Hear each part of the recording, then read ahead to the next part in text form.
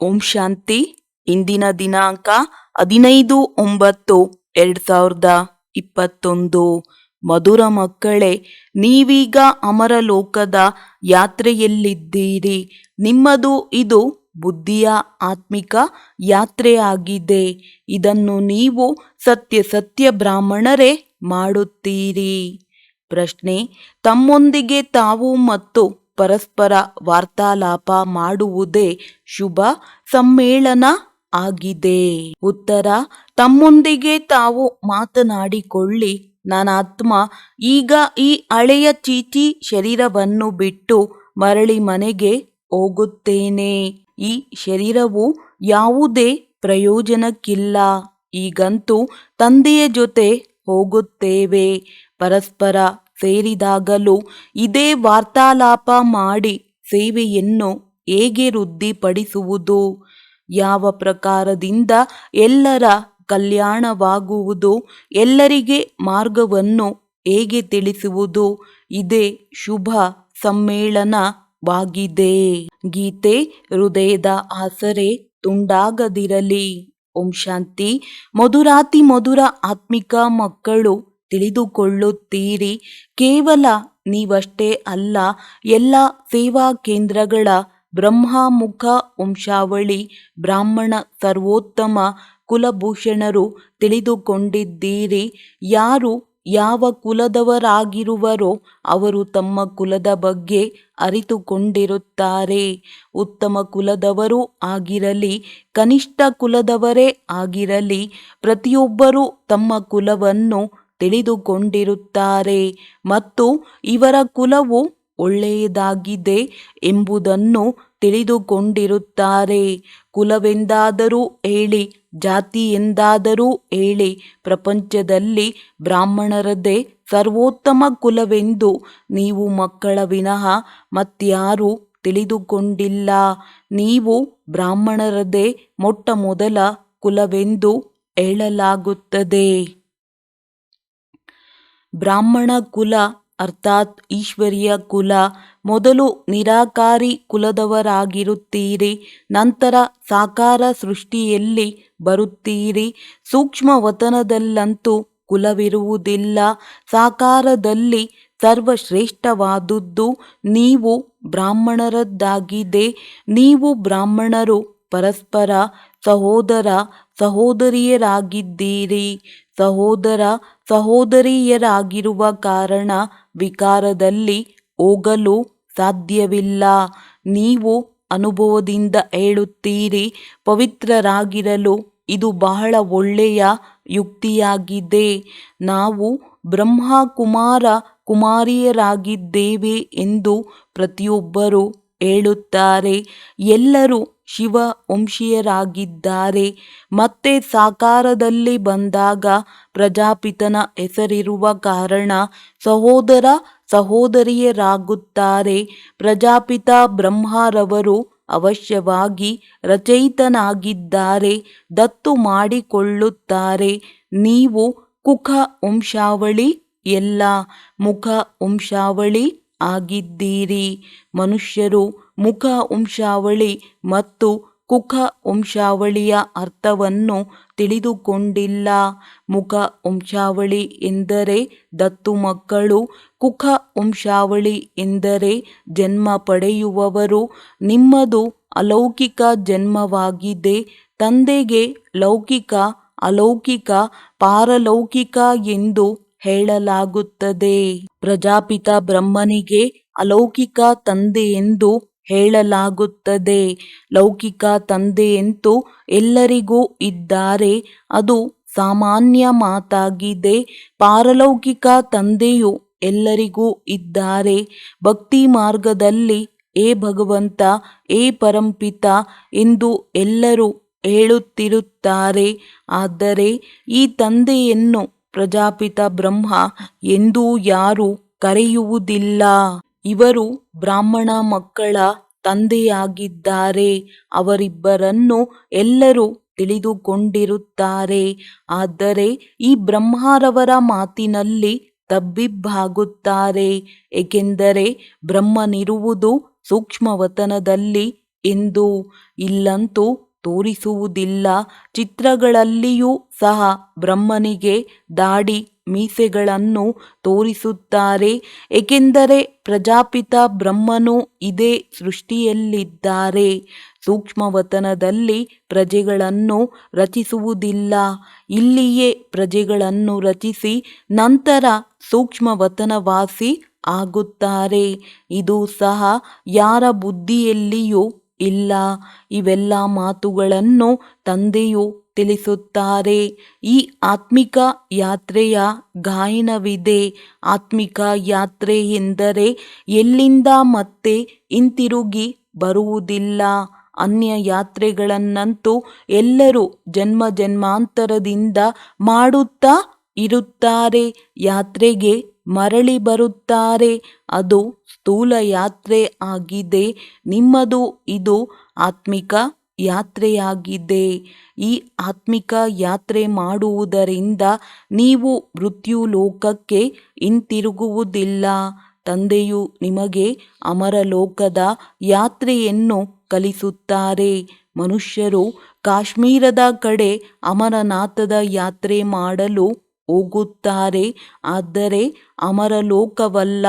ಅಮರಲೋಕವು ಒಂದು ಆತ್ಮಗಳ ಲೋಕವಾಗಿದೆ. ಇನ್ನೊಂದು ಮನುಷ್ಯರ ಅಮರಲೋಕವಾಗಿದೆ. ಯಾವುದಕ್ಕೆ ಸ್ವರ್ಗ ಅಥವಾ ಅಮರಲೋಕವೆಂದು ಹೇಳುತ್ತಾರೆ? ಆತ್ಮಗಳ ಲೋಕವು ನಿರ್ವಾಣಧಾಮವಾಗಿದೆ. ಬಾಕಿ ಅಮರಲೋಕವು ಸತ್ಯಯುಗವಾಗಿದೆ ಮತ್ತು ಮೃತ್ಯುಲೋಕವು ಕಲಿಯುಗವಾಗಿದೆ ಮತ್ತು ನಿರ್ವಾಣಧಾಮವು ಶಾಂತಿಧಾಮವಾಗಿದೆ. ಎಲ್ಲಿ ಆತ್ಮರಿರುತ್ತಾರೆ. ತಂದೆಯು ಹೇಳುತ್ತಾರೆ, ನೀವು ಅಮರಪುರಿಯ ಯಾತ್ರೆಯಲ್ಲಿದ್ದೀರಿ. ಅವು ಕಾಲ್ನಡಿಗೆಯಲ್ಲಿ ಹೋಗುವ ಶಾರೀರಿಕ ಯಾತ್ರೆಗಳಾಗಿವೆ. ನಿಮ್ಮದು ಆತ್ಮಿಕ ಯಾತ್ರೆಯಾಗಿದೆ. ಅದನ್ನು ಕಲಿಸುವವರು ಒಬ್ಬರೇ ಆತ್ಮಿಕ ತಂದೆಯಾಗಿದ್ದಾರೆ ಮತ್ತು ಒಂದೇ ಬಾರಿ ಬಂದು ಕಲಿಸಿಕೊಡುತ್ತಾರೆ. ಅದಂತೂ ಜನ್ಮ ಜನ್ಮಾಂತರದ ಮಾತಾಗಿದೆ. ಇದು ಮೃತ್ಯುಲೋಕದ ಅಂತಿಮ ಯಾತ್ರೆಯಾಗಿದೆ. ಇದನ್ನು ನೀವು ಬ್ರಾಹ್ಮಣ ಕುಲಭೂಷಣರೇ ತಿಳಿದುಕೊಂಡಿದ್ದೀರಿ. ಆತ್ಮಿಕ ಯಾತ್ರೆ ಅರ್ಥಾತ್ ನೆನಪಿನಲ್ಲಿದ್ದೀರಿ. ಅಂತ್ಯಮತಿ ಸೋಗತಿ ಎಂದು ಗಾಯನವಿದೆ. ನಿಮಗೆ ತಂದೆಯ ಮನೆಯೇ ನೆನಪು ಬರುತ್ತದೆ. ಏಕೆಂದರೆ ತಿಳಿದುಕೊಂಡಿದ್ದೀರಿ. ಈಗ ನಾಟಕವು ಮುಕ್ತಾಯವಾಗುತ್ತದೆ. ಇದು ಹಳೆಯ ವಸ್ತ್ರ, ಹಳೆಯ ಶರೀರವಾಗಿದೆ. ಆತ್ಮದಲ್ಲಿ ತುಕ್ಕು ಬೀಳುವುದರಿಂದ ಶರೀರದಲ್ಲಿಯೂ ತುಕ್ಕು ಬೀಳುತ್ತದೆ. ಯಾವಾಗ ಆತ್ಮವು ಪವಿತ್ರವಾಗುವುದೋ ಆಗ ನಮಗೆ ಪವಿತ್ರ ಶರೀರವೇ ಸಿಗುತ್ತದೆ. ಇದನ್ನು ನೀವು ಮಕ್ಕಳು ತಿಳಿದುಕೊಂಡಿದ್ದೀರಿ. ಹೊರಗಿನವರು ಏನನ್ನೂ ತಿಳಿದುಕೊಂಡಿಲ್ಲ. ನೀವು ನೋಡುತ್ತೀರಿ. ಕೆಲವರು ತಿಳಿದುಕೊಳ್ಳಲೂಬಹುದು. ಆದರೆ ಅವರ ಬುದ್ಧಿಯಲ್ಲಿ ಈ ಜ್ಞಾನವಿರುವುದಿಲ್ಲ. ಯಾರು ಚೆನ್ನಾಗಿ ತಿಳಿದುಕೊಳ್ಳುವರೋ ಅವರು ಅನ್ಯರಿಗೆ ತಿಳಿಸುವರು. ಮನುಷ್ಯರು ತೀರ್ಥಯಾತ್ರೆಗಳನ್ನು ಮಾಡುವಾಗ ಪವಿತ್ರರಾಗಿರುತ್ತಾರೆ. ಮತ್ತೆ ಮನೆಗೆ ಬಂದು ಅಪವಿತ್ರರಾಗುತ್ತಾರೆ. ಒಂದೆರಡು ತಿಂಗಳು ಪವಿತ್ರವಾಗಿರುತ್ತಾರೆ. ಯಾತ್ರೆ ಮಾಡುವುದಕ್ಕೂ ಒಂದು ಸೀಸನ್ ಇರುತ್ತದೆ. ಸದಾ ಯಾತ್ರೆ ಮಾಡಲು ಸಾಧ್ಯವಿಲ್ಲ. ಚಳಿ ಹಾಗೂ ಮಳೆಗಾಲದ ಸಮಯದಲ್ಲಿ ಯಾರೂ ಹೋಗುವುದಿಲ್ಲ. ನಿಮ್ಮ ಯಾತ್ರೆಯಲ್ಲಿ ಯಾವುದೇ ಬಿಸಿಲು ಚಳಿಯ ಮಾತಿಲ್ಲ. ಬುದ್ಧಿಯಿಂದ ತಿಳಿದುಕೊಳ್ಳುತ್ತೀರಿ. ನಾವು ತಂದೆಯ ಮನೆಗೆ ಹೋಗುತ್ತಿದ್ದೇವೆ. ಎಷ್ಟು ನಾವು ನೆನಪು ಮಾಡುತ್ತೇವೆಯೋ ಅಷ್ಟು ವಿಕರ್ಮಗಳು ವಿನಾಶವಾಗುತ್ತವೆ. ತಂದೆಯ ಮನೆಗೆ ಹೋಗಿ ಮತ್ತೆ ನಾವು ಹೊಸ ಪ್ರಪಂಚದಲ್ಲಿ ಬರುತ್ತೇವೆ. ಇದನ್ನು ತಂದೆಯೇ ತಿಳಿಸುತ್ತಾರೆ. ಇಲ್ಲಿಯೂ ನಂಬರ್ ವಾರ್ ಮಕ್ಕಳಿದ್ದಾರೆ. ವಾಸ್ತವದಲ್ಲಿ ಯಾತ್ರೆಯನ್ನು ಮರೆಯಬಾರದು. ಆದರೆ ಮಾಯೆಯು ಮರೆಸಿಬಿಡುತ್ತದೆ. ಆದ್ದರಿಂದ ಬಾಬಾ ನಿಮ್ಮ ನೆನಪು ಮರೆತು ಹೋಗುತ್ತದೆ ಎಂದು ಬರೆಯುತ್ತಾರೆ. ಅರೆ ನೆನಪಿನ ಯಾತ್ರೆಯಿಂದ ನೀವು ಸದಾ ಆರೋಗ್ಯವಂತರು, ಐಶ್ವರ್ಯವಂತರಾಗುತ್ತೀರಿ. ಇಂತಹ ಔಷಧಿಯನ್ನೇ ನೀವು ಮರೆತು ಹೋಗುತ್ತೀರಾ. ಕೆಲವೊಮ್ಮೆ ಮಕ್ಕಳು ಇದನ್ನು ಹೇಳುತ್ತಾರೆ, ತಂದೆಯನ್ನು ನೆನಪು ಮಾಡುವುದು ಬಹಳ ಸಹಜವಾಗಿದೆ ಎಂದು. ತಮ್ಮ ಜೊತೆ ಮಾತನಾಡಿಕೊಳ್ಳಬೇಕು. ನನ್ನ ಆತ್ಮನು ಮೊದಲು ಸತೋಪ್ರಧಾನನಾಗಿದ್ದೇನೆ, ಈಗ ತಮೋ ಪ್ರಧಾನನಾಗಿದ್ದೇನೆ. ಈಗ ಶಿವತಂದೆಯು ನಮಗೆ ಬಹಳ ಒಳ್ಳೆಯ ಯುಕ್ತಿಯನ್ನು ತಿಳಿಸುತ್ತಾರೆ. ಬಾಕಿ ಅಭ್ಯಾಸ ಮಾಡಬೇಕಾಗಿದೆ. ಕಣ್ಣು ಮುಚ್ಚಿ ವಿಚಾರ ಮಾಡಲು ಆಗುವುದಿಲ್ಲ. ತಂದೆಯು ಅದನ್ನು ನಟನೆ ಮಾಡಿ ತೋರಿಸಿದರು. ತನ್ನೊಂದಿಗೆ ತಾನು ಮಾತನಾಡಿಕೊಳ್ಳಿ. ನಾವು ಸತೋಪ್ರಧಾನರಾಗಿದ್ದೆವು, ನಾವೇ ರಾಜ್ಯ ಮಾಡುತ್ತಿದ್ದೆವು, ಅದು ಸತ್ಯವಾಗಿತ್ತು. ನಂತರ ತ್ರೇತಾಯುಗ, ದ್ವಾಪರ ಯುಗ, ಕಲಿಯುಗದಲ್ಲಿ ಬಂದು ಬಿಟ್ಟೆವು. ಈಗ ಕಲಿಯುಗದ ಅಂತ್ಯವಾಗಿದೆ. ಆದ್ದರಿಂದ ತಂದೆಯು ಬಂದಿದ್ದಾರೆ. ತಂದೆಯು ನಾವಾತ್ಮರಿಗೆ ತಿಳಿಸುತ್ತಾರೆ, ಮಕ್ಕಳೇ, ನನ್ನನ್ನು ನೆನಪು ಮಾಡಿರಿ ಮತ್ತು ತಮ್ಮ ಮನೆಯನ್ನು ನೆನಪು ಮಾಡಿರಿ. ಅಲ್ಲಿಂದಲೇ ನೀವು ಬಂದಿದ್ದೀರಿ. ಈ ಸ್ಮೃತಿಯಿದ್ದಾಗ ಅಂತಿಮ ಸ್ಮೃತಿಯಂತೆ ಅಂತಹದೇ ಗತಿಯಾಗುವುದು. ನೀವು ಅಲ್ಲಿಯೇ ಹೋಗಬೇಕಾಗಿದೆ. ಈ ಯುಕ್ತಿಯನ್ನು ತಂದೆಯು ತಿಳಿಸುತ್ತಾರೆ. ಮುಂಜಾನೆ ಎದ್ದು ತಮ್ಮೊಂದಿಗೆ ಮಾತನಾಡಿಕೊಳ್ಳಿ. ತಂದೆಯು ಮಾಡಿ ತೋರಿಸುತ್ತಾರೆ. ನಾನೂ ಸಹ ಮುಂಜಾನೆ ಎದ್ದು ವಿಚಾರ ಸಾಗರ ಮಂಥನ ಮಾಡುತ್ತೇನೆ. ಸತ್ಯ ಸಂಪಾದನೆ ಮಾಡಿಕೊಳ್ಳಬೇಕಲ್ಲವೇ? ಮುಂಜಾನೆಯ ಸ್ವಾಮಿ, ಆ ಸ್ವಾಮಿಯನ್ನು ನೆನಪು ಮಾಡುವುದರಿಂದ ನಿಮ್ಮ ದೋಣಿಯು ಪಾರಾಗುವುದು. ತಂದೆಯು ಏನು ಮಾಡುವರೋ, ಹೇಗೆ ಮಾಡುವರೋ ಅದನ್ನು ಮಕ್ಕಳಿಗೂ ತಿಳಿಸುತ್ತಾರೆ. ಇದರಲ್ಲಿ ಮತ್ಯಾವುದೇ ಮಾತಿಲ್ಲ. ಇದು ಸಂಪಾದನೆಯ ಬಹಳ ಒಳ್ಳೆಯ ಯುಕ್ತಿಯಾಗಿದೆ. ತಂದೆಯನ್ನು ನೆನಪು ಮಾಡುವುದರಿಂದ ತಂದೆಯ ಆಸ್ತಿಯು ಅವಶ್ಯವಾಗಿ ಪ್ರಾಪ್ತಿಯಾಗುವುದು. ಮಕ್ಕಳಿಗೆ ತಿಳಿದಿದೆ, ನಾವು ರಾಜಯೋಗವನ್ನು ಕಲಿಯುತ್ತಿದ್ದೇವೆ. ತಂದೆಯು ಬೀಜರೂಪ ಜ್ಞಾನಸಾಗರ ಆಗಿದ್ದಾರೆ. ಅಂದ ಮೇಲೆ ನಾವೂ ಸಹ ವೃಕ್ಷವನ್ನು ಪೂರ್ಣವಾಗಿ ಅರಿತುಕೊಂಡಿದ್ದೇವೆ. ಇದು ಸಹ ವಿಸ್ತಾರವಾದ ಜ್ಞಾನವಾಗಿದೆ. ಈ ವೃಕ್ಷವು ಆದಿಯಲ್ಲಿ ಹೇಗೆ ವೃದ್ಧಿಯನ್ನು ಹೊಂದುತ್ತದೆ, ನಂತರ ಹೇಗೆ ಅದರ ಆಯಸ್ಸು ಮುಗಿಯುತ್ತದೆ ಮತ್ತು ವೃಕ್ಷವು ಬಿರುಗಾಳಿಗಳು ಬಂದರೆ ಸಾಕು ಕೆಳಗೆ ಬೀಳುತ್ತದೆ. ಆದರೆ ಈ ಮನುಷ್ಯ ಸೃಷ್ಟಿ ವೃಕ್ಷದ ಮೊದಲ ಬುನಾದಿಯೇ ಸುಟ್ಟು ಹೋಗುತ್ತದೆ. ಈ ದೇವಿ ದೇವತಾ ಧರ್ಮವು ಪ್ರಾಯಲೋಪವಾಗುತ್ತದೆ. ಇದು ಆಗಲೇ ಬೇಕಾಗಿದೆ. ಯಾವಾಗ ಇದು ಸಮಾಪ್ತಿಯಾಗುವುದೋ ಆಗ ಒಂದು ಧರ್ಮದ ಪುನರ್ಸ್ಥಾಪನೆ ಮತ್ತು ಅನೇಕ ಧರ್ಮಗಳ ವಿನಾಶವೆಂದು ಹೇಳಲಾಗುವುದು. ಕಲ್ಪಕಲ್ಪವು ಈ ಧರ್ಮವು ಪ್ರಾಯಲೋಪವಾಗುತ್ತದೆ. ಆತ್ಮದಲ್ಲಿ ತುಕ್ಕು ಬೀಳುವುದರಿಂದ ಆಭರಣಗಳು ನಕಲಿಯಾಗುತ್ತವೆ. ಮಕ್ಕಳು ತಿಳಿದುಕೊಳ್ಳುತ್ತೀರಿ, ನಾವಾತ್ಮರಲ್ಲಿ ತುಕ್ಕು ಹಿಡಿದಿದೆ, ನಾವೀಗ ಸ್ವಚ್ಛವಾಗುತ್ತೇವೆ. ಆಗ ಅನ್ಯರಿಗೂ ಮಾರ್ಗ ತಿಳಿಸುತ್ತೇವೆ.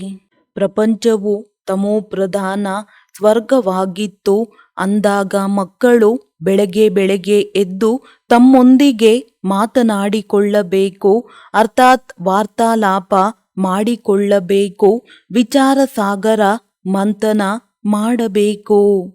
ನಂತರ ಇದು 84 ಜನ್ಮಗಳ ಚಕ್ರವಾಗಿದೆ. ಹೇಗೆ 84 ಜನ್ಮಗಳನ್ನು ತೆಗೆದುಕೊಳ್ಳುತ್ತಾರೆ? ಯಾರು ತೆಗೆದುಕೊಳ್ಳುತ್ತಾರೆ? ಯಾರು ಮೊಟ್ಟ ಮೊದಲು ಬರುವರೋ ಅವರೇ ತೆಗೆದುಕೊಳ್ಳುತ್ತಾರೆ ಎಂದು ಅನ್ಯರಿಗೆ ತಿಳಿಸಬಹುದಾಗಿದೆ. ತಂದೆಯು ಭಾರತದಲ್ಲಿಯೇ ಬರುತ್ತಾರೆ. ಬಂದು 84 ಜನ್ಮಗಳ ಚಕ್ರವನ್ನು ತಿಳಿಸುತ್ತಾರೆ. ತಂದೆಯು ಎಲ್ಲಿ ಬಂದಿದ್ದಾರೆ ಎಂಬುದನ್ನು ಸಹ ತಿಳಿದುಕೊಳ್ಳುವುದಿಲ್ಲ. ಸ್ವಯಂ ತಂದೆಯೇ ಬಂದು ತಮ್ಮ ಪರಿಚಯವನ್ನು ಕೊಡುತ್ತಾರೆ, ತಿಳಿಸುತ್ತಾರೆ. ಮಕ್ಕಳೇ, ನಾನು ನಿಮಗೆ ರಾಜಯೋಗವನ್ನು ಕಲಿಸುತ್ತೇನೆ. ಮನ್ಮನಾಭವ. ನನ್ನನ್ನು ನೆನಪು ಮಾಡಿದರೆ ವಿಕರ್ಮಗಳು ವಿನಾಶವಾಗುವವು. ಈ ರೀತಿಯಾಗಿ ಮತ್ಯಾರೂ ತಿಳಿಸಲು ಸಾಧ್ಯವಿಲ್ಲ.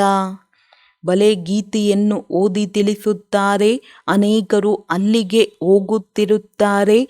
ಆದರೆ ಭಗವಂತನು ಎಂದಾದರೂ ಬಂದಿರಬೇಕು, ಜ್ಞಾನವನ್ನು ತಿಳಿಸಿರಬೇಕಲ್ಲವೇ? ಅವರು ಬಂದಾಗಲೇ ಜ್ಞಾನವನ್ನು ತಿಳಿಸುವರಲ್ಲವೇ? ಮನುಷ್ಯರು ಗೀತಾ ಪುಸ್ತಕವನ್ನು ತೆಗೆದುಕೊಂಡು ಓದಿ ತಿಳಿಸುತ್ತಾರೆ. ಇಲ್ಲಂತೂ ಭಗವಂತನು ಜ್ಞಾನಸಾಗರನಾಗಿದ್ದಾರೆ. ಇವರಿಗೆ ಯಾವುದನ್ನು ಕೈಯಲ್ಲಿ ಹಿಡಿದುಕೊಂಡು ಓದುವ ಅವಶ್ಯಕತೆಯೂ ಇಲ್ಲ. ಇವರು ಯಾರಿಂದಲೂ ಕಲಿಯುವುದಿಲ್ಲ. ಕಲ್ಪದ ಮೊದಲು ಸಹ ಬಂದು ನೀವು ಮಕ್ಕಳಿಗೆ ಸಂಗಮದಲ್ಲಿ ಕಲಿಸಿದ್ದರು. ತಂದೆಯೇ ಬಂದು ರಾಜಯೋಗವನ್ನು ಕಲಿಸುತ್ತಾರೆ. ಇದು ನೆನಪಿನ ಯಾತ್ರೆಯಾಗಿದೆ. ನಿಮ್ಮ ಬುದ್ಧಿಯೇ ತಿಳಿದುಕೊಂಡಿದೆ. ಬ್ರಹ್ಮಮುಖ ವಂಶಾವಳಿ ಬ್ರಾಹ್ಮಣರ ವಿನಃ ಮತ್ಯಾವ ಮನುಷ್ಯರಲ್ಲಿಯೂ ಈ ಜ್ಞಾನವಿರುವುದಿಲ್ಲ. ಎಲ್ಲರಲ್ಲಿ ಸರ್ವವ್ಯಾಪಿಯ ಜ್ಞಾನವೇ ತುಂಬಿದೆ. ಪರಮಾತ್ಮನು ಬಿಂದುವಾಗಿದ್ದಾರೆ. ಜ್ಞಾನಸಾಗರ ಪತಿತ ಪಾವನ ಆಗಿದ್ದಾರೆ ಎಂಬುದು ಯಾರಿಗೂ ತಿಳಿದಿಲ್ಲ. ಕೇವಲ ಹಾಗೆಯೇ ಆಡುತ್ತಿರುತ್ತಾರೆ. ಗುರುಗಳನ್ನು ಏನನ್ನು ಕಲಿಸುವರೋ ಅದನ್ನೇ ಸತ್ಯ ಸತ್ಯವೆಂದು ಹೇಳಿ ಮಾಡುತ್ತಿರುತ್ತಾರೆ. ಅರ್ಥವೇನನ್ನು ತಿಳಿದುಕೊಂಡಿಲ್ಲ. ಇದು ಸತ್ಯವೇ ಅಥವಾ ಅಲ್ಲವೇ ಎಂಬುದನ್ನು ಸಹ ವಿಚಾರ ಮಾಡುವುದಿಲ್ಲ. ತಂದೆಯು ತಿಳಿಸುತ್ತಾರೆ, ನೀವು ಮಕ್ಕಳು ನಡೆಯುತ್ತಾ ತಿರುಗಾಡುತ್ತಾ ನೆನಪಿನ ಯಾತ್ರೆಯಲ್ಲಿ ಖಂಡಿತ ಇರಬೇಕಾಗಿದೆ. ಇಲ್ಲದಿದ್ದರೆ ವಿಕರ್ಮಗಳು ವಿನಾಶವಾಗುವುದಿಲ್ಲ. ಯಾವುದೇ ಕರ್ಮ ಮಾಡುತ್ತಾ ಇರಿ, ಆದರೆ ಬುದ್ಧಿಯಲ್ಲಿ ತಂದೆಯ ನೆನಪಿರಲಿ. ಶ್ರೀನಾಥ ದ್ವಾರದಲ್ಲಿ ಭೋಜನವನ್ನು ತಯಾರಿಸುವಾಗ ಬುದ್ಧಿಯಲ್ಲಿ ಶ್ರೀನಾಥನ ಧ್ಯಾನವೇ ಇರುತ್ತದೆ ಎಲ್ಲವೇ. ಅವರು ಕುಳಿತಿರುವುದೇ ಮಂದಿರದಲ್ಲಿ ತಿಳಿದಿರುತ್ತದೆ. ನಾವು ಶ್ರೀನಾಥನಿಗಾಗಿ ತಯಾರಿಸುತ್ತಿದ್ದೇವೆ. ಭೋಜನಗಳು ತಯಾರಿಸಿ ನೈವೇದ್ಯವನ್ನಿಟ್ಟರು ಎಂದರೆ ಮನೆ, ಮಕ್ಕಳು ಎಲ್ಲವೂ ನೆನಪು ಬರುತ್ತಿರುತ್ತದೆ. ಅಲ್ಲಿ ಭೋಜನವನ್ನು ತಯಾರಿಸುತ್ತಾರೆ. ಬಾಯಿಗೆ ಬಟ್ಟೆ ಕಟ್ಟಿಕೊಳ್ಳುತ್ತಾರೆ. ಮಾತನಾಡುವುದಿಲ್ಲ. ಮನಸ್ಸಿನಿಂದ ಯಾವುದೇ ವಿಕರ್ಮವಾಗುವುದಿಲ್ಲ. ಅವರು ಶ್ರೀನಾಥನ ಮಂದಿರದಲ್ಲಿ ಕುಳಿತಿರುತ್ತಾರೆ. ಇಲ್ಲಿ ನೀವು ಶಿವತಂದೆಯ ಬಳಿ ಕುಳಿತಿದ್ದೀರಿ. ಇಲ್ಲಿಯೂ ತಂದೆಯು ಯುಕ್ತಿಯನ್ನು ತಿಳಿಸುತ್ತಾ ಇರುತ್ತಾರೆ. ಮಕ್ಕಳೇ, ಯಾವುದೇ ವ್ಯರ್ಥ ಮಾತುಗಳನ್ನು ಮಾತನಾಡಬಾರದು. ಸದಾ ತಂದೆಯೊಂದಿಗೆ ಮಧುರಾತಿ ಮಧುರ ಮಾತುಗಳನ್ನು ಮಾತನಾಡಬೇಕಾಗಿದೆ. ತಂದೆಯು ಹೇಗೋ ಹಾಗೆಯೇ ಮಕ್ಕಳು. ಈ ಚಕ್ರವು ಹೇಗೆ ಸುತ್ತುತ್ತದೆ ಎಂಬುದನ್ನು ತಂದೆಯ ಸ್ಮೃತಿ ಇರುತ್ತದೆ. ಆದ್ದರಿಂದ ಬಂದು ನೀವು ಮಕ್ಕಳಿಗೆ ತಿಳಿಸುತ್ತಾರೆ. ನೀವು ಸಹ ತಿಳಿದುಕೊಂಡಿದ್ದೀರಿ. ನಮ್ಮ ತಂದೆಯು ಮನುಷ್ಯ ಸೃಷ್ಟಿಯ ಬೀಜರೂಪನಾಗಿದ್ದಾರೆ, ಚೈತನ್ಯನಾಗಿದ್ದಾರೆ. ಎಷ್ಟು ಸಹಜ ಮಾತಾಗಿದೆ. ಆದರೂ ಸಹ ತಿಳಿದುಕೊಳ್ಳುವುದಿಲ್ಲ. ಏಕೆಂದರೆ ಕಲ್ಲು ಬುದ್ಧಿಯವರಲ್ಲವೇ. ಆ ಬೀಜಕ್ಕೆ ನಾವು ಚೈತನ್ಯವೆಂದು ಹೇಳುವುದಿಲ್ಲ. ಈ ಬೀಜವು ಜ್ಞಾನಪೂರ್ಣನಾಗಿದ್ದಾರೆ, ಚೈತನ್ಯನಾಗಿದ್ದಾರೆ. ಇವರು ಒಬ್ಬರೇ ಇದ್ದಾರೆ. ಆ ಬೀಜಗಳಲ್ಲಿ ಅನೇಕ ಪ್ರಕಾರದ್ದಿರುತ್ತದೆ. ಭಗವಂತನಿಗೆ ಮನುಷ್ಯ ಸೃಷ್ಟಿಯ ಬೀಜರೂಪನೆಂದು ಹೇಳಲಾಗುತ್ತದೆ. ಅಂದ ಮೇಲೆ ಅವರು ತಂದೆಯಾದರಲ್ಲವೇ. ಆತ್ಮಗಳ ತಂದೆಯು ಪರಮಾತ್ಮನಾಗಿದ್ದಾರೆ. ಅಂದ ಮೇಲೆ ಎಲ್ಲರೂ ಸಹೋದರರಾದರು.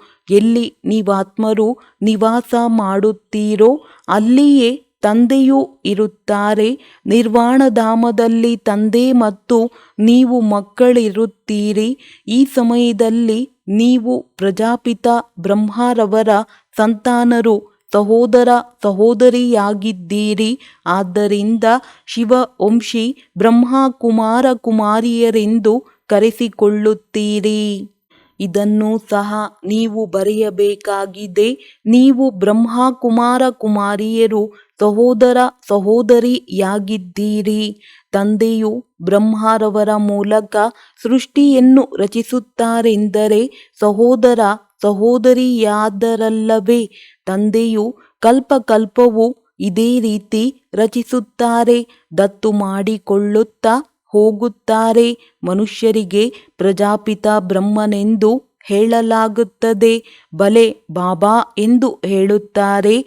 ಆದರೆ ಅವರೆಲ್ಲರೂ ಅದ್ದಿನ ಬಾಬಾ ಆಗಿದ್ದಾರೆ. ಇವರಿಗೆ ಪ್ರಜಾಪಿತನೆಂದು ಹೇಳುತ್ತಾರೆ, ಏಕೆಂದರೆ ಅನೇಕ ಪ್ರಜೆಗಳಿದ್ದಾರೆ, ಅರ್ಥಾತ್ ಮಕ್ಕಳಿದ್ದಾರೆ. ಅಂದಾಗ ಬೇಅದ್ದಿನ ತಂದೆಯು ಮಕ್ಕಳಿಗೆ ಎಲ್ಲ ಮಾತುಗಳನ್ನು ತಿಳಿಸುತ್ತಾರೆ. ಈ ಪ್ರಪಂಚವು ಬಹಳ ಕೆಟ್ಟು ಹೋಗಿದೆ. ಈಗ ನಿಮ್ಮನ್ನು ವಾಹನ ಪ್ರಪಂಚದಲ್ಲಿ ಕರೆದುಕೊಂಡು ಹೋಗುತ್ತೇನೆ. ನಿಮ್ಮಲ್ಲಿಯೂ ಬಹಳ ಮಕ್ಕಳು ಮರೆತು ಹೋಗುತ್ತಾರೆ. ಒಂದು ವೇಳೆ ನೆನಪಿರುವುದೇ ಆದರೆ ತಂದೆಯ ನೆನಪು ಇರುವುದು ಮತ್ತು ಗುರುವಿನ ನೆನಪು ಇರುವುದು. ಈಗ ಹಿಂತಿರುಗಿ ಹೋಗಬೇಕಾಗಿದೆ. ಹಳೆಯ ಶರೀರವನ್ನು ಬಿಟ್ಟು ಹೋಗುತ್ತೇವೆ, ಏಕೆಂದರೆ ಯಾವುದೇ ಶರೀರವು ಪ್ರಯೋಜನಕ್ಕಿಲ್ಲ. ಆತ್ಮವು ಈಗ ಪವಿತ್ರವಾಗುತ್ತಾ ಹೋಗುತ್ತದೆ. ಆದ್ದರಿಂದ ಶರೀರವು ಪವಿತ್ರವಾಗಬೇಕಾಗಿದೆ. ಪರಸ್ಪರ ಕುಳಿತು ಇದೇ ಮಾತುಗಳನ್ನಾಡಬೇಕು. ಇದಕ್ಕೆ ಶುಭ ಸಮ್ಮೇಳನವೆಂದು ಹೇಳಲಾಗುತ್ತದೆ, ಯಾವುದರಲ್ಲಿ ಒಳ್ಳೊಳ್ಳೆಯ ಮಾತುಗಳಿರುತ್ತವೆ. ಸೇವೆಯನ್ನು ಹೇಗೆ ವೃದ್ಧಿ ಮಾಡುವುದು, ಹೇಗೆ ಕಲ್ಯಾಣ ಮಾಡುವುದು, ಅವರದಂತೂ ಚೀಚಿ ಸಮ್ಮೇಳನಗಳಾಗಿವೆ. ಸುಳ್ಳು ಹೇಳುತ್ತಿರುತ್ತಾರೆ. ಇಲ್ಲಿ ಅಸತ್ಯದ ಮಾತಿಲ್ಲ. ಇದಕ್ಕೆ ಸತ್ಯವಾದ ಸಮ್ಮೇಳನವೆಂದು ಹೇಳಲಾಗುತ್ತದೆ. ನಿಮಗೆ ಈ ಕಥೆಯನ್ನು ತಿಳಿಸಲಾಗಿದೆ. ಇದು ಕಲಿಯುಗವಾಗಿದೆ. ಸತ್ಯಯುಗಕ್ಕೆ ಸ್ವರ್ಗವೆಂದು ಹೇಳಲಾಗುತ್ತದೆ. ಭಾರತವು ಸ್ವರ್ಗವಾಗಿತ್ತು. ಭಾರತವಾಸಿಗಳೇ 84 ಜನ್ಮಗಳನ್ನು ತೆಗೆದುಕೊಳ್ಳುತ್ತಾರೆ. ಈಗ ಅಂತ್ಯದಲ್ಲಿದ್ದೀರಿ. ನೀವು ತಮೋ ಪ್ರಧಾನರಿಂದ ಸತೋ ಪ್ರಧಾನರಾಗುತ್ತೀರಿ. ಇದರಲ್ಲಿ ಯಾವುದೇ ಗಂಗಾ ಸ್ನಾನ ಇತ್ಯಾದಿಗಳನ್ನು ಮಾಡುವಂತಿಲ್ಲ.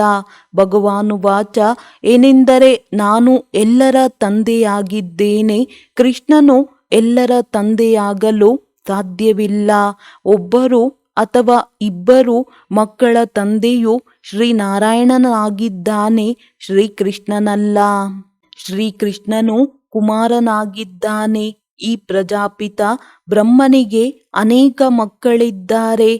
ಕೃಷ್ಣ ಭಗವಾನುವಾಚವೆಲ್ಲಿ, ಶಿವ ಭಗವಾನುವಾಚವೆಲ್ಲಿ ಎಷ್ಟು ದೊಡ್ಡ ತಪ್ಪನ್ನು ಮಾಡಿದ್ದಾರೆ. ಎಲ್ಲಿ ಪ್ರದರ್ಶನಿಯನ್ನು ಇಟ್ಟರೂ ಸಹ ಮುಖ್ಯ ಮಾತು ಇದೇ ಆಗಿದೆ. ಗೀತೆಯ ಭಗವಂತನು ಶಿವನೋ ಅಥವಾ ಕೃಷ್ಣನೋ? ಮೊಟ್ಟಮೊದಲು ಇದನ್ನು ತಿಳಿಸಬೇಕು. ಶಿವನಿಗೆ ಭಗವಂತನೆಂದು ಹೇಳಲಾಗುತ್ತದೆ. ಇದನ್ನು ಬುದ್ಧಿಯಲ್ಲಿ ಕೂರಿಸಬೇಕಾಗಿದೆ. ಇದರ ಬಗ್ಗೆ ಅಭಿಪ್ರಾಯದ ಪುಸ್ತಕವಿರಬೇಕು. ಗೀತೆಯ ಭಗವಂತನ ಚಿತ್ರವು ಇದ್ದೇ ಇರಬೇಕು. ಕೆಳಗೆ ಬರೆದಿರಲಿ, ಪರಿಶೀಲನೆ ಮಾಡಿ ಮತ್ತು ಬಂದು ತಿಳಿದುಕೊಳ್ಳಿ ಎಂದು. ನಂತರ ಬರೆಸಿಕೊಂಡು ಅವರಿಂದ ಸಹಿ ಮಾಡಿಸಿಕೊಳ್ಳಬೇಕು. ಒಳ್ಳೆಯದು. ಮಧುರಾತಿ ಮಧುರ ಅಗಲಿ ಹೋಗಿ ಮರಳಿ ಸಿಕ್ಕಿರುವ ಮಕ್ಕಳ ಪ್ರತಿ ಮಾತಾಪಿತಾ ಬಾಪ್ತಾದರವರ ನೆನಪು, ಪ್ರೀತಿ ಹಾಗೂ ಸುಪ್ರಭಾತ. ಆತ್ಮಿಕ ಮಕ್ಕಳಿಗೆ ಆತ್ಮಿಕ ತಂದೆಯ ನಮಸ್ತೆ. ಧಾರಣೆಗಾಗಿ ಮುಖ್ಯ ಸಾರ. 1. ಪರಸ್ಪರ ಶುಭ ಸಮ್ಮೇಳನ ಮಾಡಿ ಸೇವೆಯ ವೃದ್ಧಿಯ ಯುಕ್ತಿಗಳನ್ನು ರಚಿಸಬೇಕಾಗಿದೆ. ತನ್ನ ಮತ್ತು ಸರ್ವರ ಕಲ್ಯಾಣದ ಯುಕ್ತಿಯನ್ನು ರಚಿಸಬೇಕಾಗಿದೆ ಎಂದು ಯಾವುದೇ ವ್ಯರ್ಥ ಮಾತುಗಳನ್ನು ಆಡಬಾರದು. ಬೆಳಗ್ಗೆ ಎದ್ದು ತನ್ನೊಂದಿಗೆ ತಾನು ಮಾತನಾಡಿಕೊಳ್ಳಬೇಕು. ವಿಚಾರ ಸಾಗರ ಮಂಥನ ಮಾಡಬೇಕಾಗಿದೆ. ಭೋಜನವನ್ನು ತಯಾರಿಸುವಾಗ ಒಬ್ಬ ತಂದೆಯ ನೆನಪಿನಲ್ಲಿ ಇರಬೇಕಾಗಿದೆ. ಮನಸ್ಸು ಸಹ ಹೊರಗೆ ಅಲೆಯಬಾರದು. ಇದರ ಕಡೆ ಗಮನವನ್ನು ಇಡಬೇಕಾಗಿದೆ. ವರದಾನ: ವಿನಾಶದ ಸಮಯದ ಪರೀಕ್ಷೆಯಲ್ಲಿ ಉತ್ತೀರ್ಣರಾಗುವಂತಹ ಆಕಾರಿ ಪ್ರಕಾಶ ರೂಪಧಾರಿ ಭವ. ವಿನಾಶದ ಸಮಯದ ಪರೀಕ್ಷೆಯಲ್ಲಿ ಉತ್ತೀರ್ಣರಾಗುವ ಅಥವಾ ಸರ್ವ ಪರಿಸ್ಥಿತಿಗಳನ್ನು ಎದುರಿಸುವುದಕ್ಕಾಗಿ ಆಕಾರಿ ಪ್ರಕಾಶ ರೂಪವುಳ್ಳವರಾಗಿರಿ. ಯಾವಾಗ ನಡೆಯುತ್ತಾ ಸುತ್ತಾಡುತ್ತಾ ಲೈಟ್ ಹೌಸ್ ಆಗಿಬಿಡುತ್ತೀರಿ, ಆಗ ತಮ್ಮ ಈ ರೂಪವು ಶರೀರ ಕಾಣಿಸುವುದಿಲ್ಲ. ಹೇಗೆ ಪಾತ್ರವನ್ನು ಅಭಿನಯಿಸುವ ಸಮಯದಲ್ಲಿ ವಸ್ತ್ರವನ್ನು ಧರಿಸುತ್ತೀರಿ, ಕಾರ್ಯವು ಸಮಾಪ್ತಿಯಾಯಿತೆಂದರೆ ವಸ್ತ್ರವನ್ನು ತೆಗೆದು ಬಿಡುತ್ತೀರಿ. 1 ಸೆಕೆಂಡಿನಲ್ಲಿ ಧರಿಸುವುದು ಮತ್ತು 1 ಸೆಕೆಂಡಿನಲ್ಲಿ ಭಿನ್ನವಾಗಿ ಬಿಡುವುದು. ಯಾವಾಗ ಈ ಅಭ್ಯಾಸವಾಗುತ್ತದೆಯೋ ಆಗ ನೋಡುವವರಿಗೆ ಈ ಅನುಭವವಾಗುತ್ತದೆ, ಇವರು ಪ್ರಕಾಶ ವಸ್ತ್ರಧಾರಿಗಳು ಆಗಿದ್ದಾರೆ. ಪ್ರಕಾಶತೆಯೇ ಇವರ ಶೃಂಗಾರವಾಗಿದೆ. ಸ್ಲೋಗನ್: ಸದಾ ಒಲವು ಉತ್ಸಾಹದ ರೆಕ್ಕೆಗಳು ಜೊತೆ ಇದ್ದರೆ ಪ್ರತಿಯೊಂದು ಕಾರ್ಯದಲ್ಲಿ ಸಹಜವಾಗಿ ಸಫಲತೆಯು ಸಿಗುವುದು. ಒಳ್ಳೆಯದು. ಓಂ ಶಾಂತಿ.